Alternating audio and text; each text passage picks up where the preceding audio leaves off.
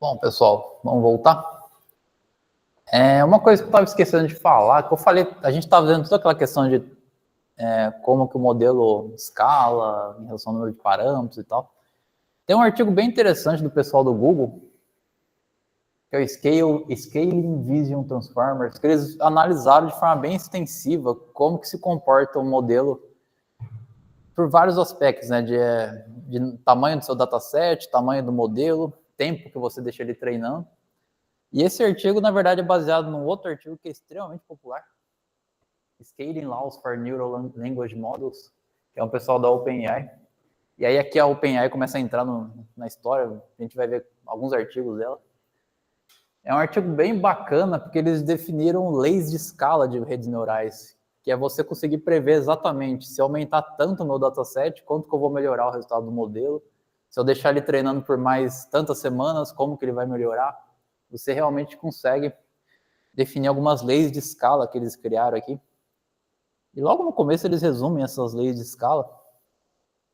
Então, só para mostrar aqui, esse é o artigo para texto, né? Para cima de texto. Eles mediram a loss de teste, de um conjunto de testes que eles tinham lá. E como que cada linha aqui é um treinamento diferente. Eles fizeram, tipo, algumas centenas de milhares de treinamentos. Cada linha é um treinamento diferente.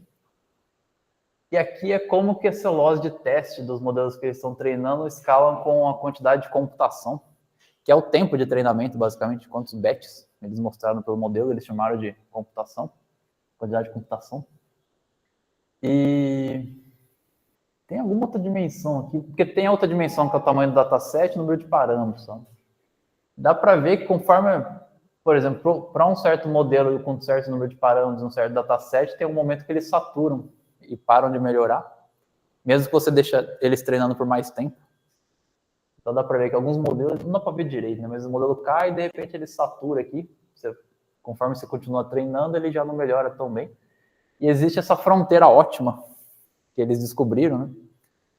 Que eles definiram até a lei de escala aqui, que quanto mais tempo você deixa treinando, vai crescendo aqui, vai caindo linearmente, porque na verdade aqui é log, né? Então, vai caindo de acordo com uma potência aqui, a loss de teste.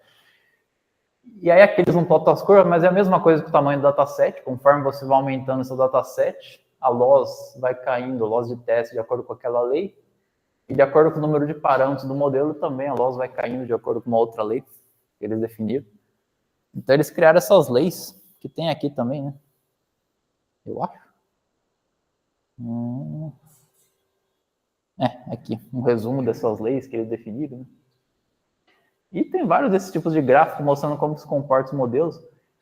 E isso é interessante, né? Porque justamente lá na OpenAI, né? Custa alguns milhões para treinar um modelo gigante que eles estão treinando. E você tem que saber, né? Ok, se eu aumentar em tanto o número de parâmetros do meu modelo, quanto que ele vai melhorar realmente? Porque se não melhorar, imagina, você gasta alguns milhões treinando o modelo e faz diferença. Ou se eu aumentar o meu dataset. Então, eles criaram essas leis para tentar prever como se comportam esses modelos. E aí tem um pessoal que fez a mesma coisa para o VIT. Esse artigo já não é tão citado, mas também é bem conhecido. Que eles fizeram uma coisa parecida, né? O tempo de computação. A única coisa é que esses gráficos têm um monte de variáveis, né? O tamanho da bolinha ali é o tamanho do dataset. Eu não sei como que eles treinaram esses modelos, foi classificação, eu não lembro exatamente. Mas o tamanho da bolinha é o tamanho do dataset e a cor é o tamanho do modelo. Eu tenho o Small com patch de 32, o Tiny, Base. E aí também eles definem essa região de saturação que tem esses modelos. Então, conforme você aumenta o tempo de treinamento, né? Modelos pequenos, por exemplo, ou melhor, em datasets pequenos. Então, por exemplo, essa linha aqui é um modelo grande, que ele é vermelho, só que o dataset foi pequeno. Né? Então, o modelo satura aqui. Já o modelo maior, né? O modelo maior ele já consegue ter uma qualidade melhor. E assim vai, né? Isso aqui é do ImageNet, qualidade do ImageNet. Enfim, tem várias situações. Tem algumas situações... Será que era esse artigo que eles falam isso? né? Tem esses tipos de comportamento que às vezes que os transformers têm. Eles têm o modelo pré-treinado e aí refinam o modelo com 10 imagens de cada classe do ImageNet. E eles mostram que o modelo maior consegue atingir uma qualidade menor, mais rápido do que os outros modelos. Tá? Na verdade... Oi? Quando refinar. Então, só estou tentando lembrar aqui. Isso aqui... Image sim tem menos imagens, mas isso aqui não é acurácia, então. É o erro. Né? Justamente a porcentagem de erro. Então, quanto menor, melhor, né? Então, quanto que cada modelo errou. E aqui, quantas imagens eu acho que é de pré-treinamento. Quantas imagens foram, o modelo foi pré-treinado, e aí ele foi refinado em 10 imagens. Então, modelos maiores que viram mais imagens, né, eles tendem a ter um erro de refinamento depois de poucos dados menor, ou mais fácil. Então, esse é um dos apelos de Transformers, né? Se você tem um modelo treinado em uma grande quantidade de imagens, esse modelo aprendeu muita coisa, e aí ele tem uma tendência a ser mais fácil de refinar em um novo conjunto de dados com poucas imagens. Né? Mas, de novo, a arquitetura tem todas essas características dela, às vezes pode acabar não valendo para certos datasets, né? Porque ela perde informações por causa dos patches, informação espacial e tudo mais. Mas a tendência é essa. Só que isso também, para imagens naturais, que sejam parecidas ali com o ImageNet, então depende muito da situação. Mas tem esses comportamentos que o pessoal foi descobrindo. Então é um artigo bem interessante também de ver. Bom, mas o que a gente vai ver é... A gente vai implementar o modelo CLIP, ver a implementação dele. E o artigo do modelo CLIP é um dos meus artigos favoritos, que é um artigo muito bacana. É esse daqui, que é da OpenAI, inclusive, também. O modelo CLIP é da OpenAI. A ideia desse modelo é justamente você treinar um modelo de forma não supervisionada, que eles chamaram, né, de supervisão por linguagem natural, que é você treinar essa questão, um modelo que vai medir similaridade entre imagens e textos. E o que eles argumentam nesse artigo é que o modelo treinado dessa forma, ele é bem transferível para outras tarefas, para classificação, segmentação, o que seja, que é o modelo CLIP. E, de fato, o modelo CLIP, o codificador CLIP, ele é muito usado como backbone de várias outras tarefas, que ele é bem poderoso, é um modelo que aprende muita coisa. Naquele gráfico das acurácias que eu mostrei lá da biblioteca Tinho, justamente o VIT com a melhor acurácia era treinado no CLIP, né? Era um codificador do CLIP.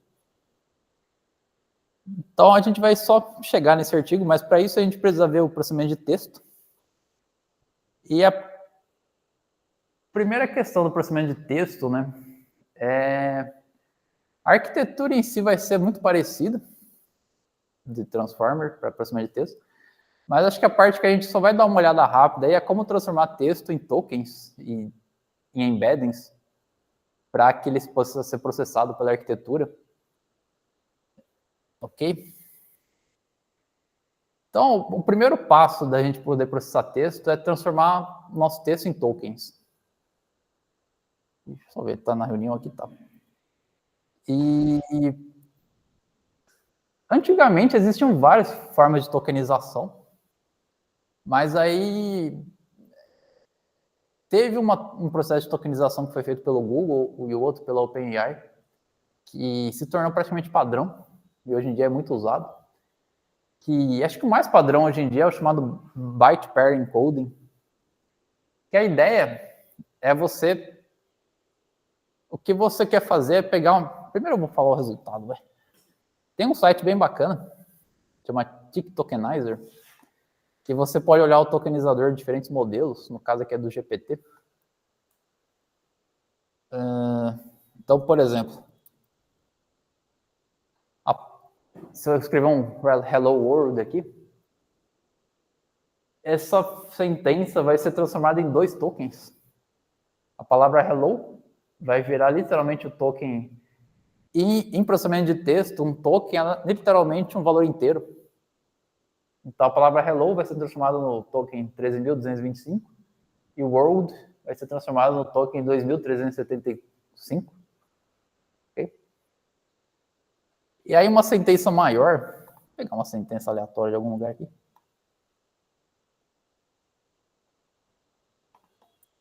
Vai ter mais tokens.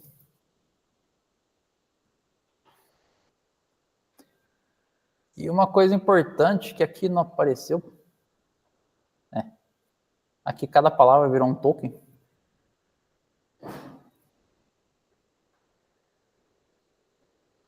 Então dá para ver que cada palavra virou um token, ou esse termo aqui virou um token por si só, que é bem comum na língua inglesa, principalmente, né?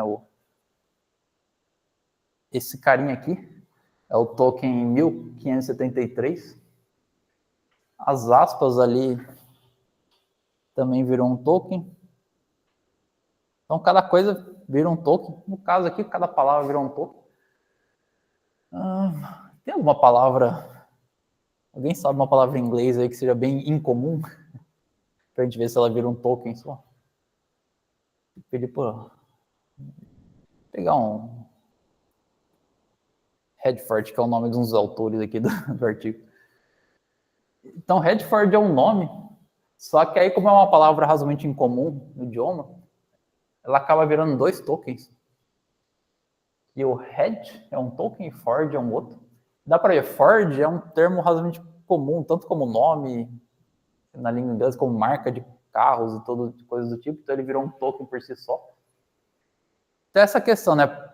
Para processamento de texto, a gente poderia, por exemplo, fazer cada caractere virar um token. Cada caractere, o A vira o valor 1, B vira o valor 2, e assim por diante. Só que ter token a nível de caractere seria algo muito baixo nível, muito refinado, e aí o modelo ele teria que aprender a juntar caracteres para poder criar semântica nos termos, né? Então foi considerado muito... Não dava muito certo para os modelos, antigamente, você usar cada caractere sendo um token. E aí uma outra abordagem é cada palavra virar um token. Só que isso também, você tem muitas palavras no idioma, se não me engano no inglês você pode ter até umas 400 mil palavras, coisas assim. Então também você teria muitos tokens. Então o que é usado é um processo de você... Quem já viu compressão por Huffman Coding, método Huffman Coding, né, que você pega os dados mais frequentes e aquilo vira uma sequência de bits. Então o que é feito... Você tem uma base de textos gigantesca, por exemplo, baixou um monte de texto da internet, então você tem a sua base de textos. E aí você analisa todos os seus textos e você encontra o par de caracteres mais frequente nessa sua base. E aí esse par de caracteres vira um novo token, aquele par mais frequente, vira um token. E depois você analisa de novo todos os pares de caracteres e você pega o mais frequente. E aí esse par vai virar um novo token. Aí você faz a mesma coisa, pega o mais frequente, vira um novo token. E você vai fazendo isso, juntando caracteres que aparecem de forma muito frequente juntos, eles viram tokens. E você vai juntando até chegar num tamanho de vocabulário que você quer. Isso é um parâmetro. Então, sei lá, eu quero 40 mil tokens. Então você vai mergindo coisas que aparecem muito frequentemente até chegar em 40 mil. Então você vai ter esse dicionário de tokens.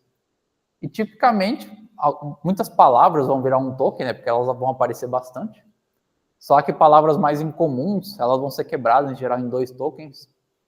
Ou até em mais tokens. Ok? Números em geral vão ser quebrados também, né? Se a gente tiver, por exemplo... Aliás, números é uma coisa bacana de ver, né? Se eu tiver 1, 2, 3... Bom, tem o espaço aqui, né? 1 é o token 16, 2 é o token 17 e 3 é o token 18. Mas se eu tiver 123, o 123 é um token por si só, porque também foi um número bem comum. Só que chega um momento que o número vai ser quebrado em vários tokens. Porque justamente esse número aqui dificilmente apareceu lá no conjunto de treinamento, né? Então foi... Oi?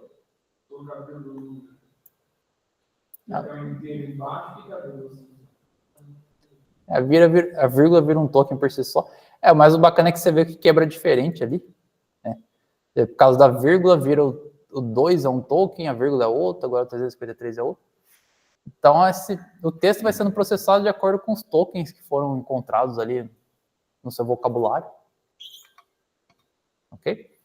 E aí, como fazer isso exatamente, a gente não vai ver, porque não é uma disciplina de processamento de texto.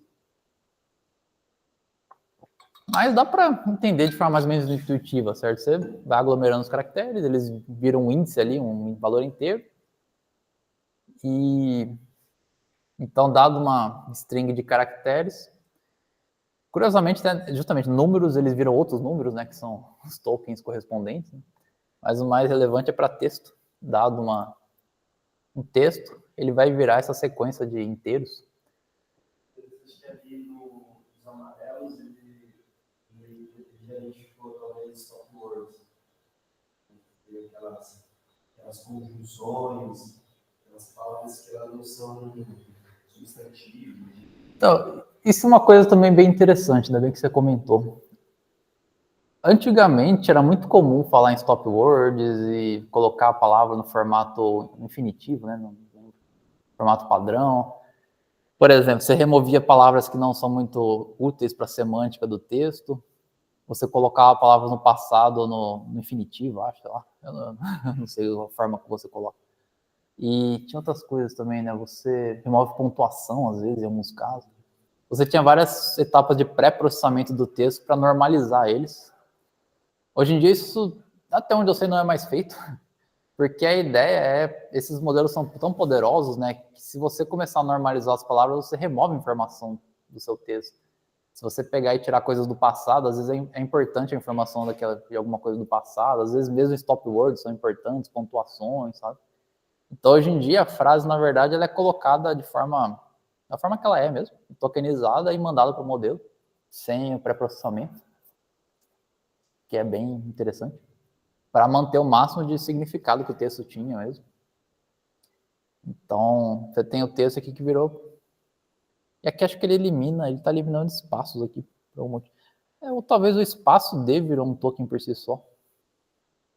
Se for mais um espaço. É engraçado, né? Vira um espaço D. Ele vira um token. Para a maioria das palavras. O espaço por si só também, ou seja, espaço é o token 220. Espaço sozinho, mais um espaço. 2 espaços é um token por si só também, porque acho que é bem comum. 3 espaços também é um token. 4 espaços, 5 espaços. Aí 7 espaços já são 2 tokens. Não, também é um token. Bem bacana, tipo, diferentes números de espaços são um token só. Interessante.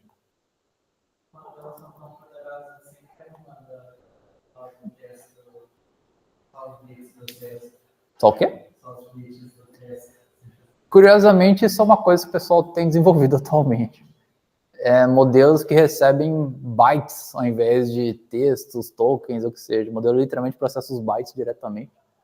E essa seria a última fronteira, né? O modelo consegue processar bytes, ele processa qualquer coisa. Pode ser imagem, texto, você não precisa fazer tokenização nem nada. Só que justamente eles ainda não são tão poderosos, você ainda tem que fazer essas tokenizações.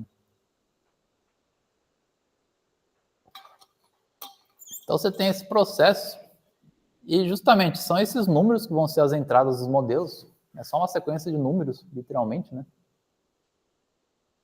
Ok? E para processamento de texto, a gente vai começar a conhecer a biblioteca Hugging Face. Na aula que vem a gente vai ver, eu vou falar bem mais sobre ela. A gente vai ver várias coisas dessa biblioteca, porque ela tem várias coisas prontas que a gente pode usar. Depois a gente vai ver mais, mas eu tenho uma relação de amor e ódio com essa biblioteca. A implementação dela, o código dela é extremamente confuso. É uma bagunça a biblioteca, a documentação dela, que é uma coisa que está sendo desenvolvida muito... Assim, ela vai sendo desenvolvida junto com a literatura, vão sendo criados novos modelos, novas arquiteturas, e aí eles vão tendo que juntar isso na biblioteca. É uma bagunça, mas é extremamente usada para fazer coisas de forma mais imediata, né? E o primeiro exemplo que a gente vai ver aqui, ela tem o conceito de pipeline, que é você criar um pipeline para executar uma certa tarefa que você quer.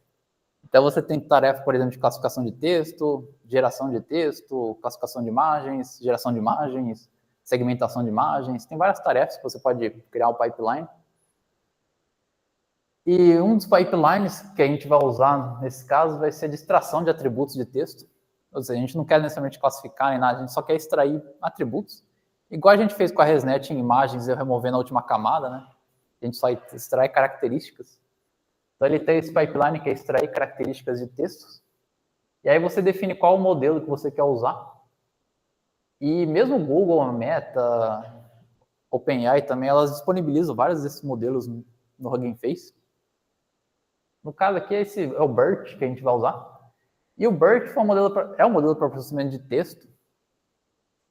E ele foi treinado, e ele que inspirou aquela técnica de preencher regiões apagadas de imagem, né? O BERT foi um modelo treinado para justamente preencher textos apagados.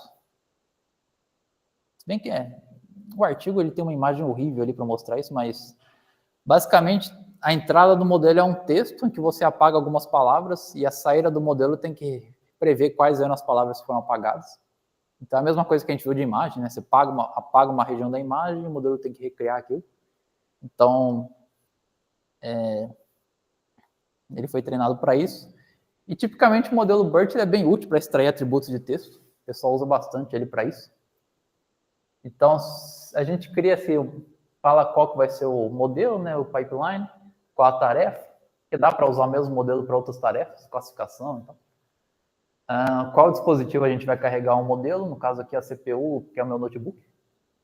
E, por padrão, ele retorna uma lista no resultado, a gente tem que pôr um true aqui para ele retornar um tensor do PyTorch. Então, se a gente tem um certo texto, e o BERT ele é só para a língua inglesa, então o texto vai ser em inglês. Se a gente tem um certo texto, e a gente aplicar esse pipeline no texto, ele vai retornar essa matriz, que é uma matriz 8 por 768. Então, um texto vira essa matriz. Certo? O 8, o que é? É que esse texto, a tokenização dele gerou 8 tokens, 8 valores inteiros. E o 768, a gente até reconhece da implementação que a gente fez do VIT, é a dimensão do modelo. Para cada token, ele gera 768 valores. Ok? Então, o modelo extrai essas características. Só que a gente vai entender um pouco mais como que é feito esse processamento. Então, o pipeline do Hugging Face, ele é composto por um tokenizador e um modelo, que são atributos desse pipeline. Então, a gente pode pegar eles aqui, o tokenizador e o modelo. No caso do tokenizador, a gente pode até ver aqui, o tamanho do vocabulário dele é 29 mil praticamente. Então, ele tem 28.996 tokens que foram usados para criar o vocabulário dele. E existem tokens especiais que são adicionados no tokenizador que não estão presentes em texto. Então, por exemplo, tem um token especial, que é o token 0, que é para fazer padding de texto, que é a mesma coisa de imagens. Quando você quer processar várias sentenças ao mesmo tempo, às vezes essas sentenças têm tamanhos distintos. Então, você tem que fazer um padding das sentenças menores para elas ficarem do tamanho da maior sentença. Igual a gente faz padding de imagens mesmo, para elas terem o mesmo tamanho, né? Então, às vezes, tem que ser adicionado esse token para fazer o padding. Tem o token UNC, de unknown, é quando tem alguma coisa no texto que não é reconhecida, algum caractere, alguma coisa, né? Token sem. O token de classe, que o modelo BERT, ele justamente também é um modelo feito para classificação, então ele tem esse token especial que é adicionado de classe, que é literalmente o valor 101. O token CEP, para separar diferentes sentenças, quando você tem textos distintos, né, que você junta ali para o modelo processar. E o token de máscara, que é quando você apaga algumas palavras, que aí o modelo vai ignorar quando ele encontra esse token, que é o 103. Então, são tokens especiais que são usados. E o modelo em si, aqui está impresso o modelo, ele tem uma camada de embedding, que a gente vai dar uma olhada. E aí ele tem o modelo transformer, que é exatamente o que a gente viu, só que são 6 blocos de codificador. Ele tem um dropout aqui, que é usado para adicionar para o treinamento, né, adicionar aleatoriedade. Para inferência não faz diferença. Tem as camadas lineares ali de projeção das keys, carries, values, certo? Que recebe as 768 features e retorna 768. Tem aquela projeção de saída que a gente viu. Então tem aquelas camadas de projeção linear.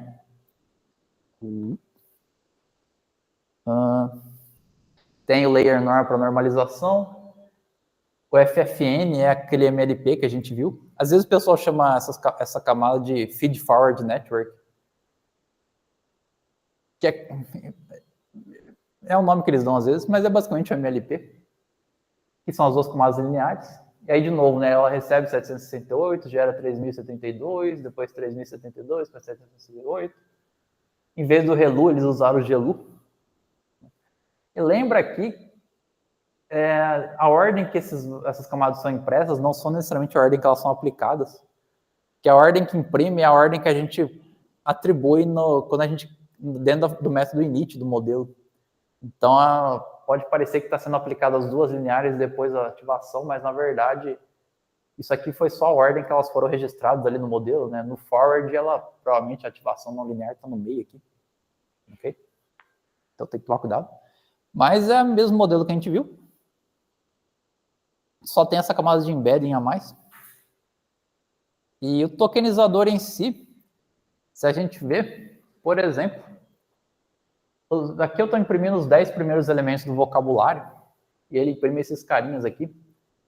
No caso do BERT, quando tem um token que foi gerado a partir de um pedaço de uma palavra, ele põe duas cerquilhas aqui, dois hashtags, para indicar que aquele token não era uma palavra separada. E os 10 primeiros elementos do vocabulário são esses carinhas que viraram esses tokens. Então, pup virou tick, como é um termo que aparece muito frequentemente, virou um token por si só. Vower é outro token. Então tem algumas coisas que apareceram. É um token também por si só também. Mesmo que ele apareça lá, tipo, no final de uma risada, sei lá, ele é um token. E o número 58, aparentemente. Tá. E aí, por exemplo, o processo de tokenização é eu simplesmente pegar esse vocabulário, que é um dicionário mesmo. Ele é um dicionário que vai retornar para cada termo um índice. Então, eu posso quebrar meu texto. No caso, estou quebrando em palavras, né? Não seria a forma mais correta, mas se eu quebrar ele em palavras e passar ele no meu vocabulário, eu vou ter os índices correspondentes de cada palavra. Bom, aí tem alguns exemplos aqui a mais, mas eu acho que o que a gente pode ver é um outro exemplo que eu fiz aqui. Porque, como a gente viu, parte do texto vão virar tokens e depois esses tokens vão passar por uma camada de embedding para virar um vetor de valores. Ok? E esse embedding desses modelos é literalmente uma tabela lookup. Você tem uma matriz inicialmente aleatória e você só pega o valor do token é o índice nessa tabela. Né? Então, para a gente ver como isso é feito, imagine que a gente tem uma lista de palavras aqui, que são o nosso vocabulário, como se fossem todas as palavras que a gente tem no nosso dataset. E a gente cria um dicionário que vai, para cada palavra, retornar o índice daquela palavra. Então, é como se fosse uma tokenização simples, em cada palavra vira um token nesse caso. Ok? E a gente decide uma dimensão de embedding aqui, 64 no caso. Então, o que eu posso fazer? Eu crio aqui uma matriz aleatória, em que o número de linhas dessa matriz é o número de palavras do meu vocabulário. E cada linha tem embedding em valores. Tá? E uma coisa bem importante, eu ponho o requires grad igual a true, indicando que essa matriz vai ser treinável.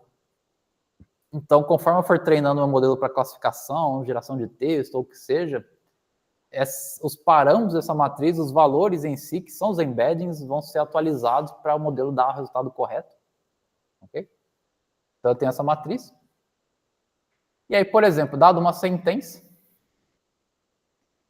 eu simplesmente, o meu processo de tokenização é para cada palavra, olhar no meu dicionário ali, para cada palavra, olhar no meu dicionário. Então, essa sentença vai virar índices, valores inteiros.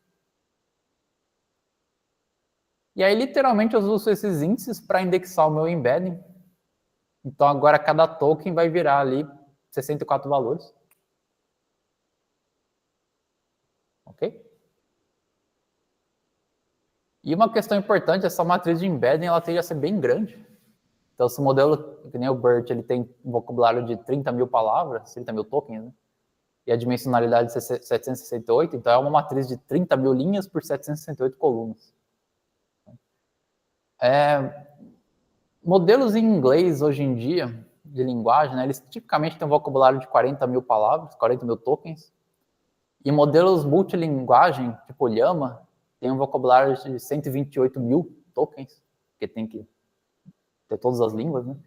Então, o Llama, por exemplo, é justamente uma matriz de 128 mil linhas por, não lembro quantas colunas, acho que é 2.048 colunas.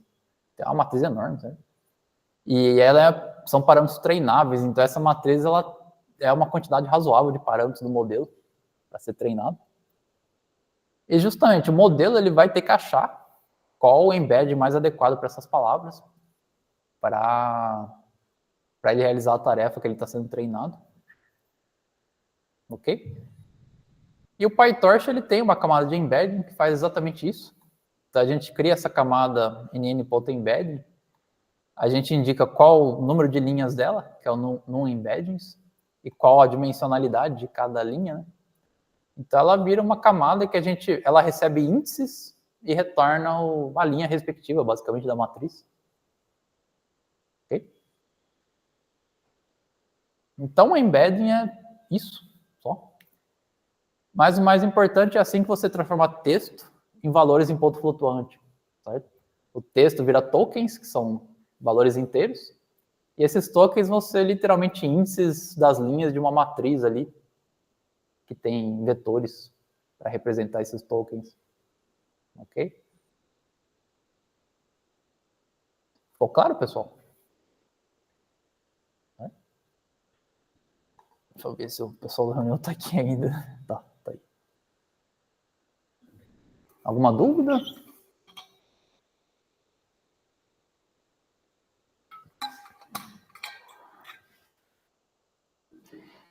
E aí, em geral, esses tokenizadores são...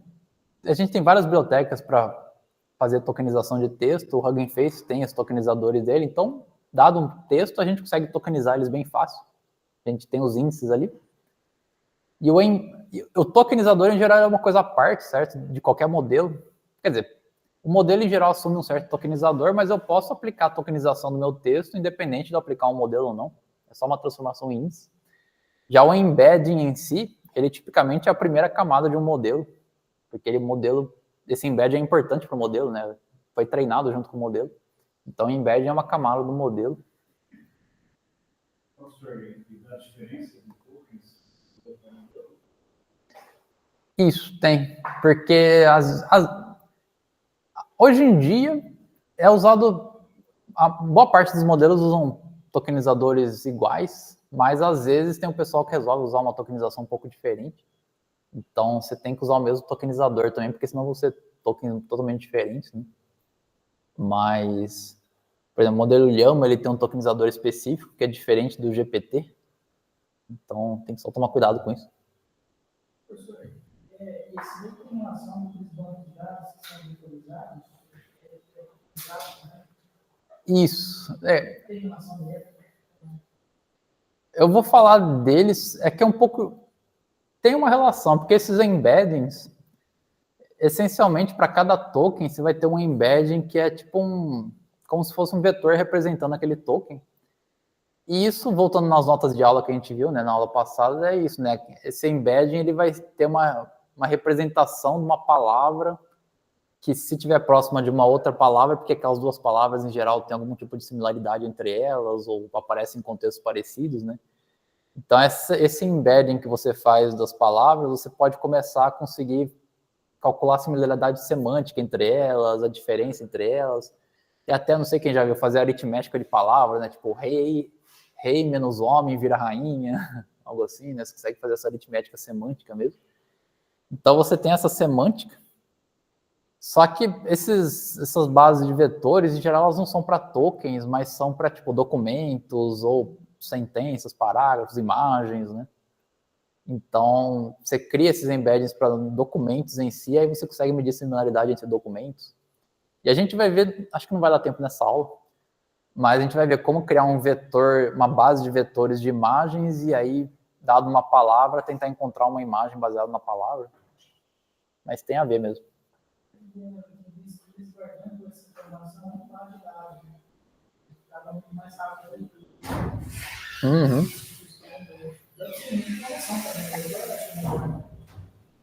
Oi? Você deve guardar essa informação em algum lugar, né? Para você poder depois, baseado na entrada, correlacionar com o conteúdo. Isso. A gente vai ver, teve um exemplo de, por exemplo, dado um texto, um gato dormindo no sofá. A gente vai querer encontrar as imagens que estão associadas com esse texto. E aí vai ser isso. Você tem esse banco de vetores, que pode estar salvo no disco, inclusive, com a representação semântica das suas imagens. E aí você tenta achar as imagens mais parecidas com um gato dormindo no sofá, certo? A gente vai ver como fazer isso. Que vai ser o modelo clip, justamente, a gente vai usar para isso. Então, tem toda essa questão, né? É assim que a gente faz o embedding das palavras. Esse notebook, ele tenta explicar isso passo a passo. E aí, por um modelo BERT, é isso, né? A gente passa os tokens para o modelo e ele vai retornar para a gente... deixa eu só voltar aqui o exemplo, que senão vai ficar meio confuso. O exemplo que eu peguei aqui era de 2 sentenças, se eu não me engano. Aqui.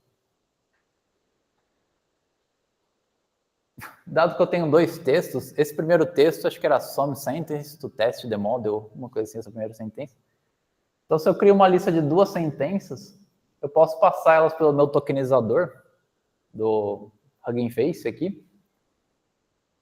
E o que acontece? Ele vai tokenizar cada sequência, cada sentença em tokens. Só que, como uma sentença é mais curta que a outra, então a primeira sentença virou isso daqui. E a segunda sentença, ele faz um padding ali para ela ficar do mesmo tamanho que a primeira. Ok? Então, você tem as 2 sentenças tokenizadas. E note que ele adicionou esse token aqui, é o token de classe, de classificação. Ele adicionou esse aqui, é o token de separação entre sentenças. Não precisava, mas está aqui também. E aqui a mesma coisa, né? E é isso. Você tem as 2 sentenças. E uma coisa que o Hugging Face trabalha é que, além dos tokens, você tem isso que ele chama de attention mask. Que isso é importante. Ela é usada na atenção, porque você não quer que os tokens de padding passem a atender aos outros tokens, certo? Porque, tipo, esse token aqui é alguma palavra do seu texto, no caso, sentence a palavra, né? Você não quer que ela fique atendendo aos tokens de padding, os paddings e os tokens de padding atendam ao... É desperdício de computação, certo? Então, em geral, você tem essas máscaras que, na camada de atenção, somente quem tem o valor 1 é que vai atender entre si. Quem tem o valor 0 vai ser ignorado na atenção. Isso é bem usado. Isso é bem usado também na geração de texto. E quando você está gerando texto, especialmente quando você está treinando modelos para gerar texto, a ideia é que um token ele pode atender somente aos tokens anteriores. Ele não pode atender aos próximos tokens. Porque você está treinando o modelo, ele não, para prever a próxima palavra, ele não pode usar a próxima palavra, justamente, as próximas. Ele só pode usar as anteriores. Então, essa máscara é muito usada, é chamada de uma máscara causal. Cada palavra só atende as palavras anteriores para poder prever a próxima, né, no treinamento. Mas nesse caso aqui, a máscara é só para ignorar os tokens de padding. Mas todo o modelo do Hugging Face, ele recebe o que ele chama de input IDs, e ID é justamente de inteiro, né, um ID, e esse termo, esse parâmetro attention mask, para indicar em quem ele vai atender. Então, todo modelo recebe essas 2 coisas, certo? Então, isso é a tokenização. E aí a gente pode aplicar a primeira camada do modelo, que é a camada de embedding, nesses tokens. E ele vai gerar, então, um tensor de 2 elementos, que são as 2 sentenças. Tem 8 tokens, as 2 sentenças. Uma é tokens de padding, né? Mas as 2 formam 8 tokens no total. E cada token tem 768 valores. Ok? Tá claro? E aí, dado que você fez isso, daqui para frente é a mesma coisa que a gente fez com imagem, certo? Você tem lá um tensor que você aplica a tensão, camada linear, ou o que seja, nesses tokens. E justamente, se eu aplicar meu modelo nesses tokens, e aqui é uma sintaxe do Python, né? O modelo ele recebe lembrando, uma função, a gente pode passar os parâmetros por nome. E se eu tenho um dicionário e eu uso 2 asteriscos, é como se eu passasse cada chave fosse um parâmetro ali da função, que eu passei por nome. Okay? Então, por isso, em geral, no Hugging Face, a gente usa, como isso aqui é um dicionário, a gente usa 2 asteriscos. Então, ele vai receber os tokens e as máscaras de atenção, né? São as duas coisas.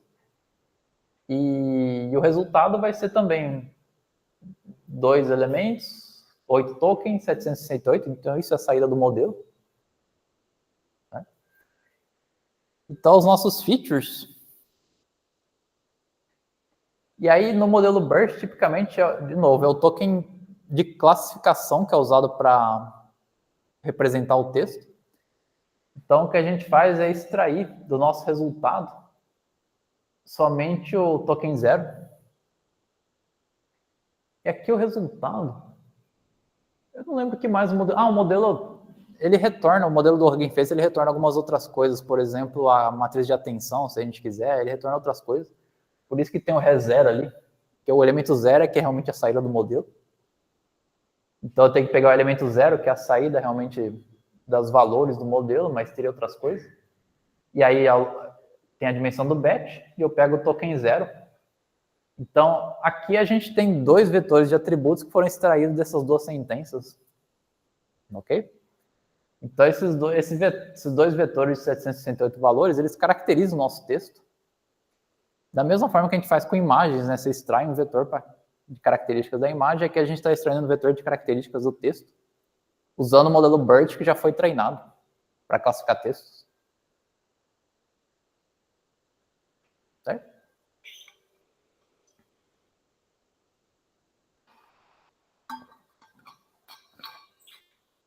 Se a gente quisesse fazer isso na GPU, a gente só mandaria o modelo para a GPU. O tokenizador ele é sempre executado na CPU, ele não é executado no GPU. A gente tem os tokens, mas depois de criar os tokens, a gente manda os tokens para a GPU e aí aplica o modelo na GPU. Ok?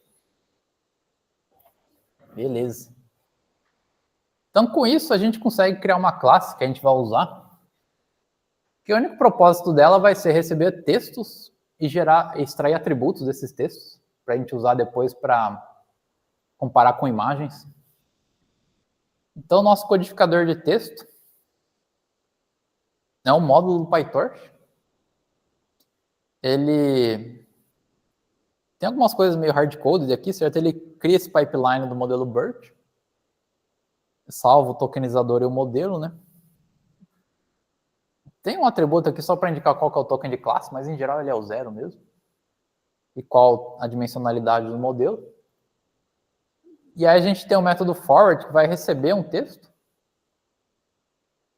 E esse texto ele pode ser uma string ou uma lista. Então a gente vai tokenizar ele. Só que no Hugging Face, se ele for uma lista, a gente tem que passar o parâmetro padding para ele fazer o padding dos elementos. Então aqui só tem uma verificação, né? Se é uma lista de textos ou uma tupla, a gente faz o padding.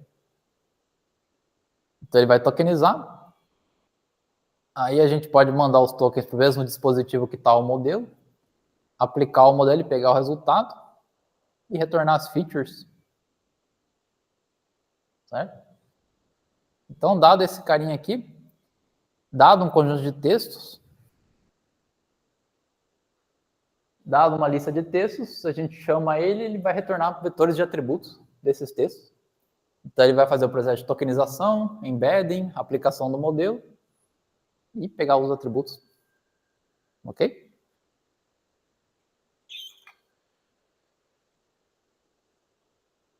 E note que o importante é que esse modelo vai extrair esses atributos, eles têm o significado semântico do nosso texto. Tá claro? Beleza. Então, isso é a ideia da gente pegar atributos de um texto. Alguma pergunta, pessoal? Por quê? O que a gente quer fazer? Eu vou agora olhar mais o artigo. Esse modelo clip, a ideia dele, tem a figurinha aqui.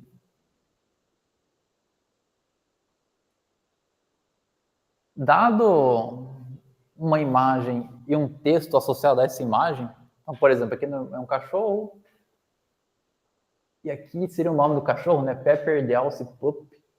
Seria o nome do cachorro, que é um pup, um filhote. Então, dado uma imagem ou um batch de imagens e textos que correspondem a cada imagem, primeiro a gente vai pegar um codificador de imagens para codificar essas imagens, e a gente vai usar uma ResNet 50, no caso, mas o clip usou um transformer, né? Mas a gente vai usar uma ResNet 50, que é mais fácil de treinar. Então, a gente codifica essas imagens, e codifica o texto também, e esse codificador de texto é o que a gente acabou de ver, é um modelo ali que só vai extrair características. Então, a gente vai ter vetores de características das imagens e vetores de características do texto. E o que a gente faz é literalmente medir a similaridade entre esses vetores para cada par de imagem e texto. Então, a gente mede a similaridade entre a imagem 1 e o texto 1, o texto 2, o texto 3 e até o texto n, onde n é o tamanho do batch, do dado batch. E aí a mesma coisa para a imagem 2, imagem 3, até a última imagem. Então, a gente vai calcular essa matriz de similaridades, que inclusive é basicamente o que a gente faz na tensão mesmo. Fazer um produto matricial entre os vetores, né? Mas a gente vai criar essa matriz de similaridades. Ok? Então já dá para imaginar, né? O codificador de imagens a gente já conhece, vai ser uma ResNet sem a camada de classificação. O codificador de texto é o que a gente acabou de ver. E a gente vai calcular essas similaridades. E a forma que esse modelo é treinado, a gente vai treinar para que as similaridades entre cada imagem e o texto correspondente, que é a diagonal dessa matriz, seja o máximo possível, e a similaridade entre imagens e textos que não correspondem, né, seja o mínimo possível. Então, essencialmente, a gente quer que essa matriz seja uma matriz em que a diagonal só tem uns e fora da diagonal tem zeros. Porque elas são normalizadas, as similaridades entre 0 e 1, ok? Então, se a gente tiver uma matriz diagonal, é porque seria o ideal. Note que isso não é necessariamente verdade. Eu poderia ter aqui uma outra imagem no meu batch, que é de um cachorro também, um filhote. E eu estou falando que eu quero que essa outra imagem de filhote seja diferente de um texto que fala de um filhote. Mas é assim que é feito e funciona bem. Porque a ideia é que, como você vai fazer isso para muitas e muitas imagens, tipicamente, como você pegou muitos dados de vários lugares da internet, essas imagens vão ser bem diferentes entre si. Vai ser raro você ter imagens, sabe, 2 imagens de cachorro com 2 textos parecidos. Em geral vai ser uma imagem de cachorro, de um carro, de várias coisas diferentes. Então a ideia é, dado esses batches, aí isso que é treinar de forma contrastiva. Você está contrastando 2 tipos de dados e você quer que cada par de texto e imagem correspondentes sejam os mais similares possíveis e pares não correspondentes sejam dissimilares. Ok? Então, note que o modelo clip em si, o modelo mesmo não tem nada de novo. A única coisa diferente do modelo é qual loss que é usado aqui. Porque a gente não consegue usar só entropia cruzada, certo? A gente tem que fazer uma loss que faça com que os elementos da diagonal sejam maiores e fora da diagonal menores. Mas os modelos em si de codificação de imagem e texto é a mesma coisa que a gente já viu. Professor, esse modelo aí, no caso, ele vai fundir as modalidades na fase de otimização ou na fase do tensor? Esse modelo, em geral, ele... Às vezes o pessoal fala que funde, mas ele está só no final de tudo é que ele está fundindo as 2 modalidades.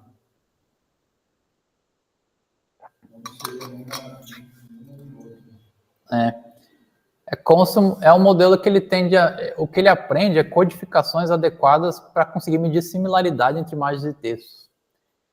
O modelo de fusão, realmente, em geral, a gente veria, se o modelo fundisse, a gente veria umas flechinhas aqui entre os dois codificadores, porque você teria tensões cruzadas ao longo das camadas do modelo, em que você pega os tokens da imagem, manda para o modelo de texto, e os tokens de texto manda para o modelo de imagem, porque aí eles conseguiriam cruzar as informações, mas nesse modelo é só no final aqui que é comparado os valores dos dois.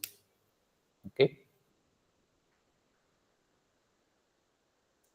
Tá. A gente não vai chegar a ver o modelo inteiro, porque não vai dar tempo. A gente só vai ver o dataset que a gente vai usar. Então, o dataset em si, o Oxford Pets original não tinha captions, ele só tem as imagens. Mas aí eu usei um outro modelo de linguagem para gerar captions para as imagens. Então, a gente tem um dataset de textos. Né? E esse dataset, eu acho que ele está aqui. Qual o nome dele? Aqui, Oxford Pet Captions, que eu acho que é o TXT que eu leio. Isso. É um arquivo TXT. E ele é basicamente, né, tem o nome da imagem e uma descrição do que tem na imagem. Você tem a imagem, um caption ali, uma legenda, uma descrição, outra imagem, assim por diante. Certo? E aí você tem para cada imagem essas descrições. Então esse é o nosso dataset.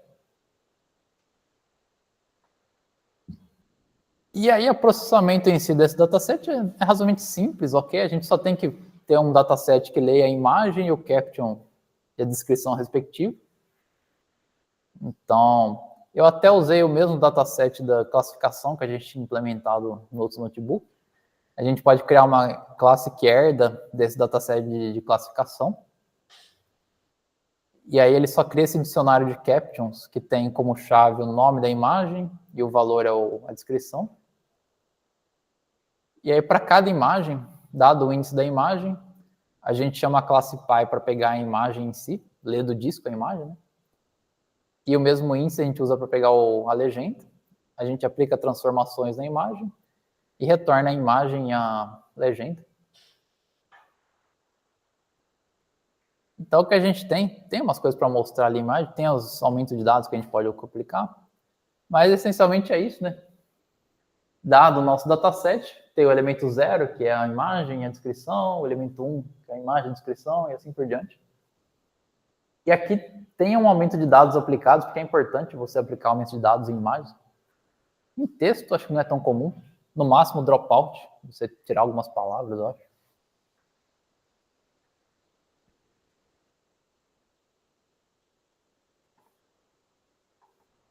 Ok?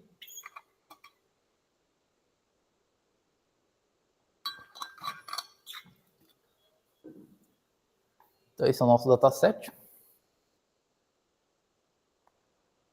E o modelo clip não é tão complicado, mas eu não vou explicar ele agora, porque acho que está finalmente da aula. Acho que a gente já viu bastante coisa hoje. Eu só vou mostrar as cenas do próximo capítulo, porque a ideia vai ser a gente treinar esse modelo. E esse modelo a gente treina literalmente em 20 minutos. Uma 3080, que é a placa que eu tenho lá em casa. Inclusive, ontem à noite eu vi que o notebook tinha apagado o treinamento, eu treinei de novo ele. Então é isso, nosso dataset são imagens e textos, a gente vai treinar um modelo que codifica as imagens e os textos e simplesmente mede a similaridade entre os embeddings das imagens e dos textos, de forma que os textos correspondentes a cada imagem têm que ser parecidos e diferentes para diferentes imagens, ok? E aí eu vou explicar como a gente pode criar esse banco de vetores que a gente estava comentando e tudo mais, para a gente poder ter uma aplicação em que a gente faz um negócio desse tipo. A gente faz uma query no nosso banco de imagens, que é o Oxford Pets, e põe uma sentença, justamente, um gato no sofá. E aí a gente encontra quais são as imagens mais similares a essa sentença mesmo. São essas imagens, né? E, de fato, são gatos no sofá. Talvez na cama, em alguns casos, mas parece sofá. Ou um gato siamês. Então, ele retorna gatos siameses, são os mais parecidos com esse texto. um gato com olhos amarelos, que não funcionou tão bem. E provavelmente é porque o olho é pequeno nas imagens, então às vezes o modelo não conseguiu ver tão bem o olho azul do gato, mas várias imagens têm, pelo menos 3 delas têm um gato com olho amarelo. Isso é muito similar com o projeto mesmo, de similaridade entre as imagens, mas agora é entre imagens e textos. Um cachorro correndo na praia. Tem um que não está correndo, né, mas os outros estão. Mas é difícil detectar a ação realmente do animal, né? Um cachorro grande, então o modelo ele ganha também a ideia de que é um cachorro grande. São cachorros de tamanho maior. Ok? Então, a gente vai dar uma olhada. Não vai ser um modelo difícil. Codificador de texto e imagem, como eu falei, a gente já conhece. É só ali como calcular essa diferença entre pares correspondentes e não correspondentes. A similaridade que a gente vai ter que ver, a loss contrastiva. Mas é um modelo bem bacana. E o artigo em si, ele é bem bacana. Porque é um artigo que vai contra... Em geral, quando a gente lê o artigo, o pessoal vai adicionando um monte de elementos nos modelos. A gente adicionou um módulo aqui, uma loss aqui, um aumento de dados aqui. Esse artigo vai meio que contra isso. Ele tem toda uma seção que eles mencionam tudo que eles ignoraram de que foi feito em outros artigos, tudo que eles eliminaram. Eles falaram, a gente viu que isso não precisava, isso também não precisava. E aí, no final, o pseudocódigo deles... parece que estava no outro lado. Bom, tá aqui mesmo. O pseudocódigo deles é isso daqui, né? Codifica a imagem, codifica o texto, normaliza os dados, aplica a similaridade entre os dados, que é multiplicação matricial, isso aqui. E aí calcula a entropia cruzada, que a gente vai ver como usar a entropia cruzada para calcular a similaridade. Então o código do modelo é literalmente isso. Claro, o codificador de imagem e texto é todo o modelo. Mas é o modelo que eles mostraram que é extremamente eficiente para você usar ele em outras tarefas, como eu falei. Então, por exemplo, eles mostraram... Isso aqui é o ImageNet. Isso aqui é o ImageNet. E qual que é a acurácia de um modelo, dependendo do número de exemplos de treinamento por classe do ImageNet. Lembrando, são 1000 classes, então se tem um exemplo por classe, são 1000 imagens de treinamento, né? 1000, aqui 2000, 4000 imagens. Eles compararam, tem uma ResNet 50 aqui, por exemplo. E são modelos pré-treinados. Por exemplo, a ResNet 50 provavelmente é pré-treinado do ImageNet. E eles mostram que o modelo deles... E aí foi um dos artigos que começou a ideia de classificação zero shot. E o modelo, mesmo sem você refinar em nenhuma imagem do ImageNet, o que eles fazem? Dada a classe do ImageNet, eles medem a similaridade entre literalmente o nome da classe e a imagem. Então, ou melhor, dada uma imagem, você vê se a imagem é mais similar com a palavra gato, cachorro, livro, casa, portão. Você literalmente mede a similaridade entre as imagens e o nome da classe. E aí classifica naquela que é mais similar. Deu para entender, pessoal? Então, é uma similaridade entre palavras mesmo, entre imagens e palavras. Isso que é a acurácia zero shot deles. E no ImageNet já chega nos 63, 62, 63%, que é bastante, certo? Você pega um modelo que você nem refinou, porque o modelo aprendeu a calcular a similaridade entre imagens e palavras, né? Enquanto que o ResNet, treinando com uma imagem por classe, por exemplo, você tem ali o 30%. Ok? E eles até comparam também, tem esse gráfico aqui, eu acho. Né? Isso aqui é uma comparação com a qualidade do ResNet.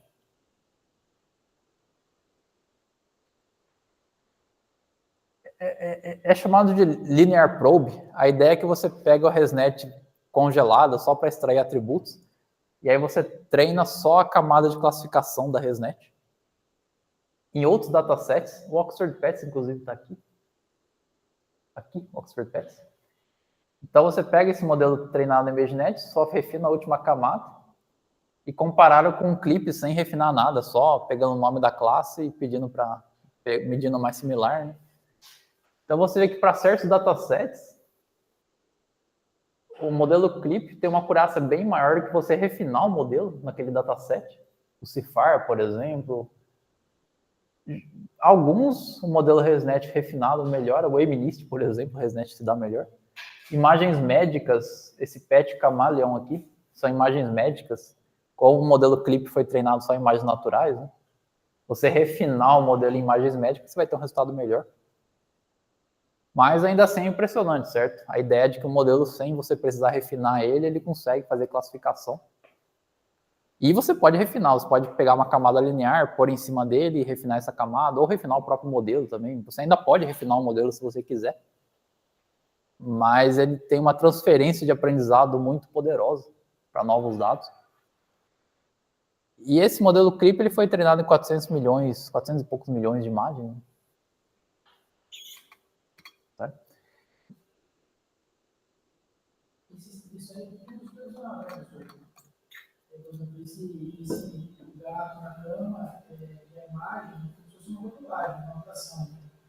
Você diz o exemplo ali? Por exemplo, não tem não que trabalhe com algo não supervisionado, por exemplo. Uma vez que você tem um IDEG de um gato, um IDEG de uma praia, dá um texto para relacionar esses dois IDEGs. Não tem. Mas como assim? Por exemplo, esse treinamento é o gato siamês. Uhum. Então, como ele relaciona um texto com o gato? Ele foi treinado com um rótulo, como se fosse rotulado, mas o texto sobre como rótulo foi relacionar a imagem com o resto. Isso. E aí ele começa a entrar justamente numa ideia, o que é supervisionado, o que não é supervisionado, né? Aí seria uma questão, por exemplo, eles funcionam de uma forma para ele dar a compreensão do que é um gato siamês. Uhum. Como se fosse uma rotulagem. Então, aí começa a entrar uma questão até de semântica, certo? Porque, em geral, o pessoal fala que é não supervisionado, mas, querendo ou não, assim, os dados que foram usados no clipe foram de imagens e textos obtidos da internet. Então, assim, humanos, em algum momento, uma pessoa postou uma imagem de um gato e um texto, meu gato querido, não sei o quê. Na Wikipedia tem imagem de um gato siamês e o texto sobre o que é um gato siamês, sabe? Então, o dado, originalmente, ele é, de certa forma, supervisionado, porque foi criado por humanos, só que ele não foi rotulado especificamente para ser treinado num modelo, né? Ele já é enviesado. A rotulagem. Mas enviesado em que sentido? No sentido que o humano vai já colocar o nome. Meu gato siamês. Uhum. Inclusive, você pode ter situações que é um gato siamês, mas não tem a palavra siamês também, só tem o nome do gato. É que a questão é que é tanto texto, tantos dados, que aos poucos o modelo vai meio que conseguindo aprender os termos. E mesmo esses modelos de geração de texto, eles são supervisionados, entre aspas, no sentido que alguém escreveu um texto.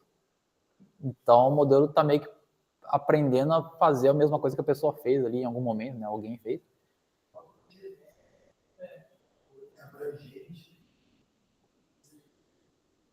Não é? Ou seja, o que fala que é não supervisionado é só a questão que não foi criado rótulos específicos para cada elemento ali, você só pega e de alguma forma mistura informações que já estão presentes na internet. Né? Aí, no caso, tipo, a avaliação desse modelo, a gente pode usar métricas convencionais ou... Pode. A gente vai ver na aula que vem, que não vai dar tempo nessa aula. Justamente, uma métrica é o Zero Shot Accuracy. Inclusive... essa taxa de como ele consegue realizar para a imagem. a gente não viu o modelo ainda, mas só para mostrar as curvas de treinamento, né? Você tem as loss de treinamento e validação, que você pode medir, que é a similaridade entre os elementos, e que você pode medir essa acurácia, que é justamente a acurácia Zero Shot. Então, no Oxford PETS, para cada imagem, você vê se o modelo está falando que ela é mais similar à palavra gato ou cachorro, e aí você classifica na mais similar. Se for mais similar a gato, você classifica como gato. Se for mais similar a cachorro, você classifica como cachorro. Então, o modelo está aprendendo similaridade entre palavras e textos, mas você pode usar essa similaridade para conseguir classificar as imagens. E aí você consegue acompanhar nessa classificação Zero Shot, que é chamada, né, de como que ela evolui ao longo do treinamento, e dá para ver que ela fica quase 100% ali. E já difere um pouco com rotulagem normal. A rotulagem é exatamente o mesmo rótulo.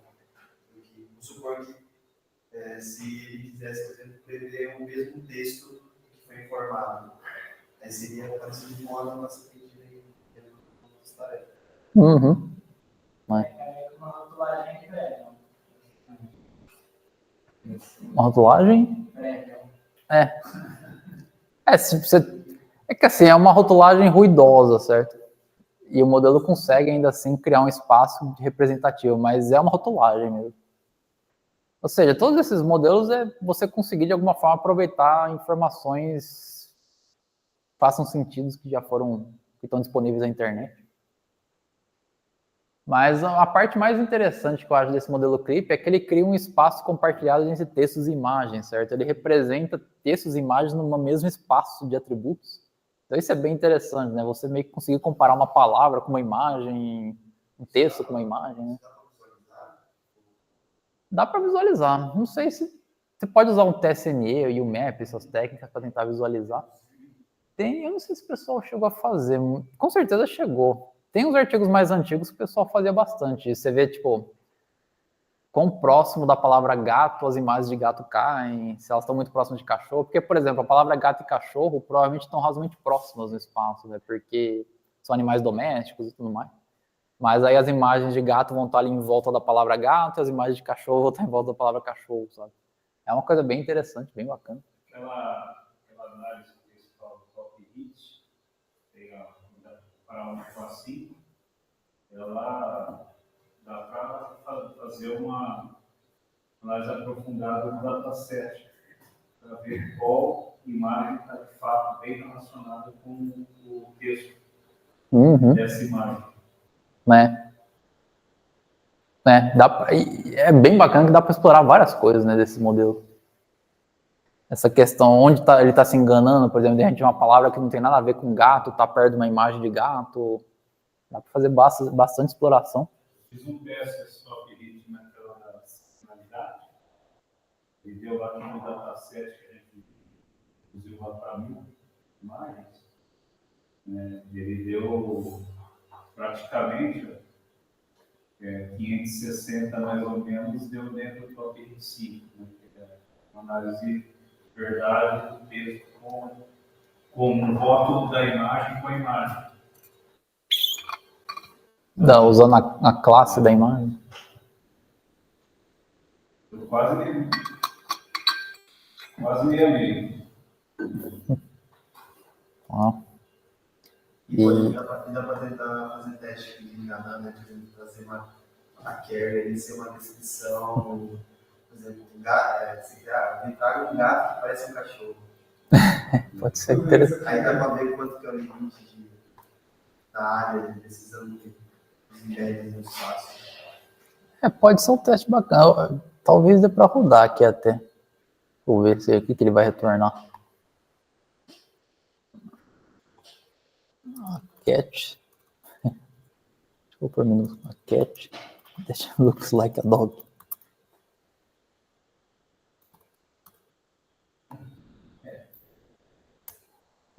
Ou a cat that's similar to a dog. Or cat dog. Aqui no meu PC aqui a coisa vai mais devagar, né?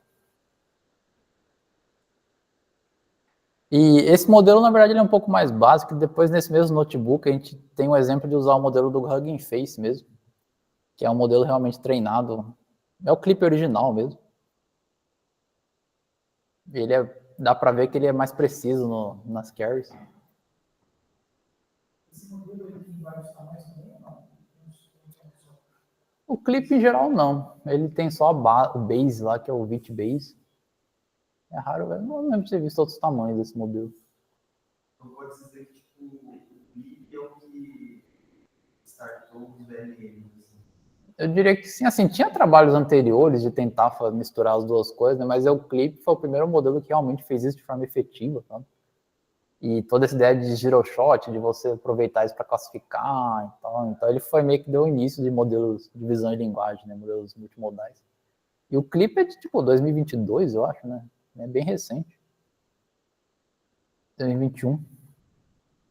Então, Ele acaba sendo um backbone, porque eu já vi muito artigo que no fundo, achou aquele gato Sphinx lá, né, que é meio sem pelo, mas, o primeiro gato parece aquele cachorro grande que talvez, né. Aí você já está confundindo o modelo, né? Tem um cachorro aqui também. Mas é interessante testar justamente, né? O que o modelo está vendo para achar que essas imagens seguem essa sentença, sabe? É bem interessante. ele é muito antigo, né? Ele estava falando que pega o clipe, aí modifica uma parte, aí vira um não sei o que clipe. Tem um monte de artigo que usa o nome clipe aí, parece que é uma técnica, mas eu pensava que era uma técnica, mas no final das contas é um modelo. O Google criou o SIGClip, que eles usam agora em todos os modelos dele. Só que literalmente eles adicionaram uma sigmoide no clipe, ali no final do clipe, e aí falaram que deu um bem melhor resultado, né? E aí eles usam agora o SIGClip, só para não usar o modelo da OpenAI, sabe? Mas beleza, pessoal, é isso. Aí na semana que vem a gente vai ver realmente o modelo em si e como criar essa base de vetores aqui. Mas é isso aí, eu vou fazer a chamada. Professor, mas só uma dúvida, ele pega assim mais ele puxa mais para o sumário da imagem, ele puxa mais para a imagem, ou é 50% imagem, 50% sumário, para ele fazer essa busca? Isso é uma pergunta interessante, né? O quanto de informação está sendo usado. Você tem os dois codificadores. No caso aqui, esse modelo que a gente vai implementar, ele é bem desbalanceado, porque o codificador de imagem vai ser uma ResNet 50, que é uma CNN, e o de texto é um BERT de eu não sei quantos parâmetros ele tem. São 6 blocos de codificador. Então você pode... Mas o modelo de linguagem provavelmente tem bem mais parâmetros que a ResNet. Então é uma questão, é difícil de responder, né? O quanto de informação cada um está extraindo e o sendo usado na hora de calcular a similaridade, né? Às vezes o modelo de texto está sendo bem mais poderoso, está conseguindo capturar bem mais semântica, enquanto que o de imagem está pegando só umas coisas mais gerais da imagem, ou vice-versa. Aí tem que fazer uma análise mesmo para ver como que está sendo extraídas as informações de cada imagem, sabe? E não é uma coisa simples também. Beleza.